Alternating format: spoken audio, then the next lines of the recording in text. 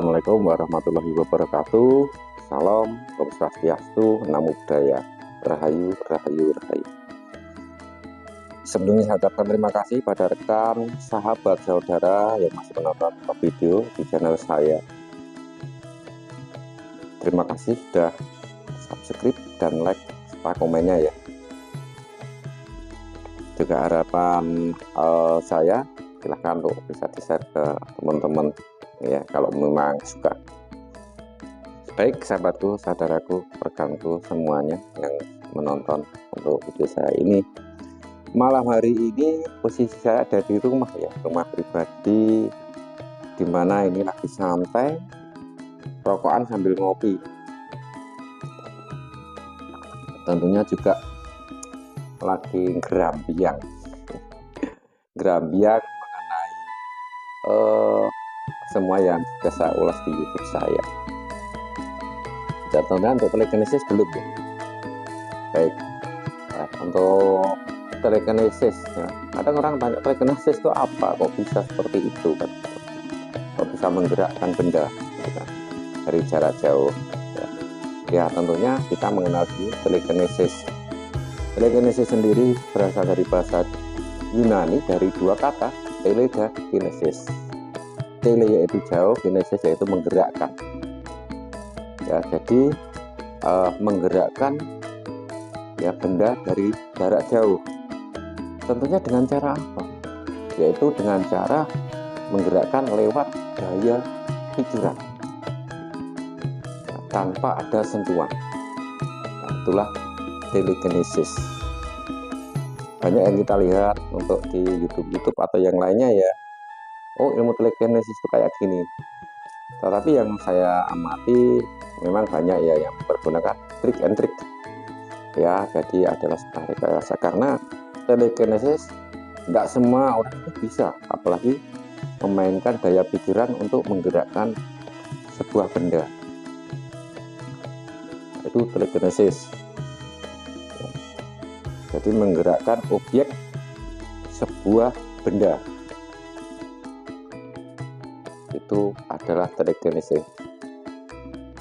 Dan untuk psikokinesis itu sendiri ya, psikokinesis itu menggerakkan semuanya ya, baik pikiran manusia ataupun objektivitas benda, seperti itu. Jadi memang ada perbedaan antara telekinesis dan psikokinesis itu ya mengenai telekinesis ya. Jadi untuk pembelajaran tuh kalau nggak punya bakat ya, itu sulit untuk membelajarkan hal-hal seperti itu.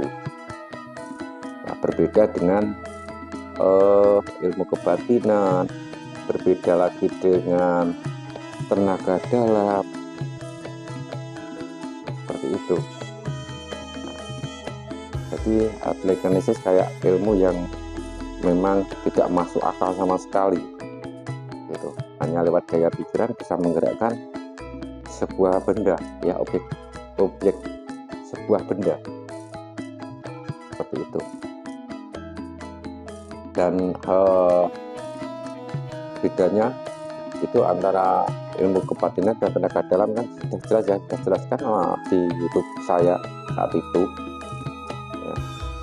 Apakah sama antara tenaga dalam dan ilmu kebatinan? Itu tidak sama.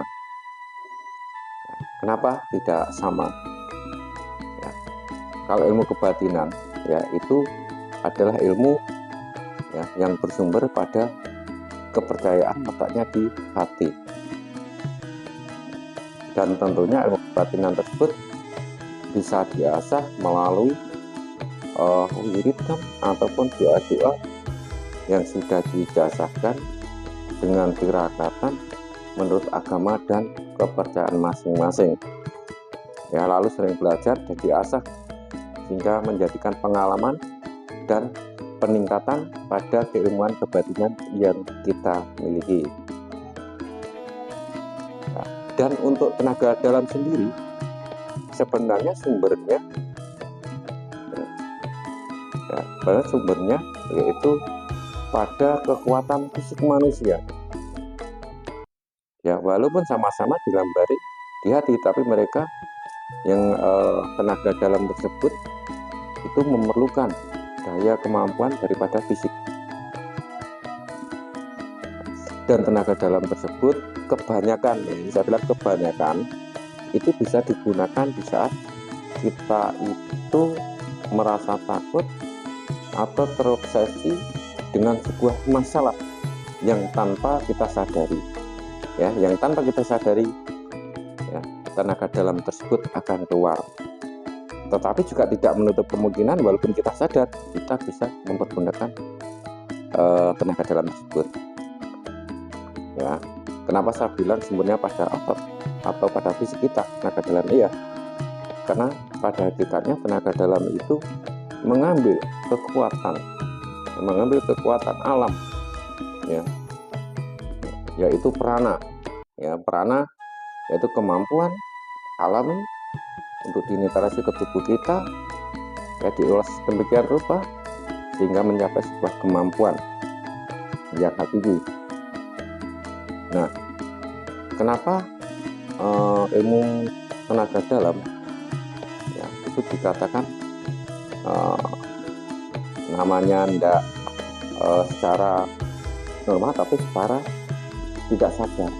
Contoh, kita lari hanya beberapa ratus meter, kita sudah kelelahan, kecapean, ya, ibaratnya megap-megap, mangap-mangap kan gitu ya.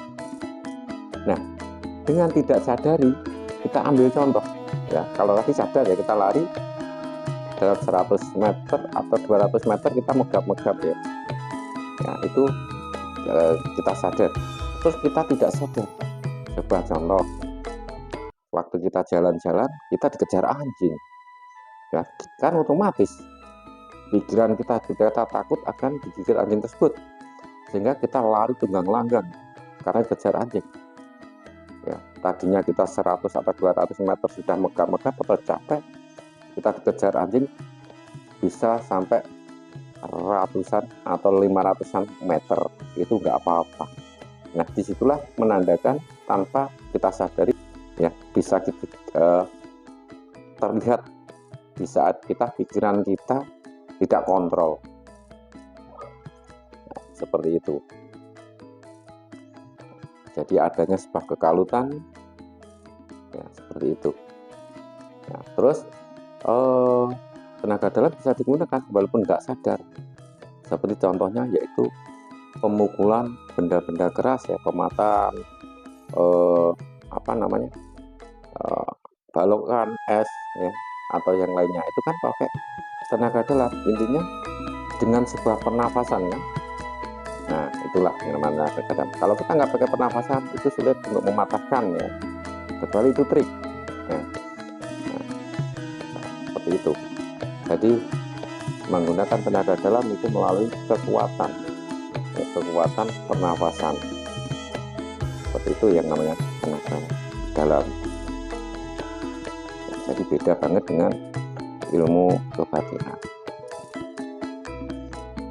Baik, saudaraku, temanku, dan seluruhnya yang menonton video saya ini adalah sebagai referensi saja untuk panjenengan semua. Bila suka silahkan like, jangan lupa subscribe karena subscribe itu gratis. Sekali lagi saya mengucapkan terima kasih buat panjenengan semua. Semoga panjenengan semua senantiasa diberikan limpahan kesehatan, kebahagiaan, dimudahkan rezekinya. Amin amin ya rabbal alamin. Akhirul kata wa taufiq walhidayah wa ridho wa inayah. Wassalamualaikum warahmatullahi wabarakatuh.